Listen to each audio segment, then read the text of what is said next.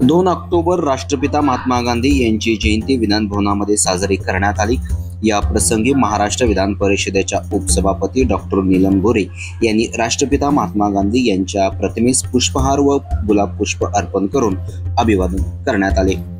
आज 2 ऑक्टोबर महात्मा गांधी यांची 156वी जयंती आहे आणि त्यांनी जे भारताच्या स्वातंत्र्यासाठी त्याचबरोबर श्रमाला प्रतिष्ठा मिळावी, समाजामध्ये समानता यावी, विश्वाचं कल्याण व्हावं, मानवी गुलामीतून मुक्तता व्हावी या दृष्टिकोनातून जी पावलं उचलली होती ती अजरामर आहेत। यावेळेला विजयादशमीच्या दिवशीच महात्मा गांधी जयंती आलेली आहे आणि त्यामुळे सीमोल्लंघन करणं, यश मिळवणं, श्री रामप्रभूंनी अयोध्येमध्ये परत येणं, त्याचबरोबर वेगवेगळ्या प्रकारचा वाईट शक्तींचा विनाश आणि सुष्टांचा दुष्टावरती केलेली मात, दुष्टांचा केलेला पराभव या दृष्टिकोनातून सगळीकडे आज भारतभर आणि जगामध्ये सीमोल्लंघनाच्या निमित्ताने आपण शमी वृक्षाची पूजा करतो। श्री रामप्रभू, श्री दुर्गा माता, तुळजाभवानी या सर्वांना वंदन करत असतो। त्यामुळे आजच्या दिवशी स्वच्छता सप्ताहसुद्धा केंद्र सरकारने सुरुवात केलेला होता।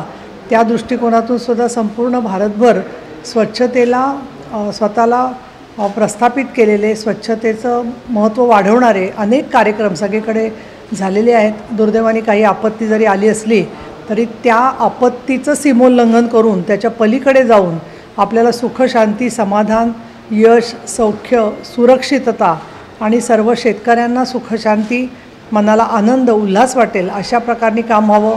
आमच्या ज्या कन्या आहेत त्या सुरक्षित राहाव्यात या दिवसाच्या निमित्ताने, अशा प्रकारची प्रार्थना मी ईश्वराकडे, आई जगदंबेकडे, श्री गणेशाकडे, आई तुळजाभवानीकडे करते आणि महात्मा गांधी यांना अभिवादन करत असताना त्यांनी केलेले विचार पुढे नेण्यासाठी या आमच्या विधिमंडळामध्ये आज आम्ही पुष्पहार अर्पण करून अभिवादन केलेले, त्यांनाही नतमस्तक होते।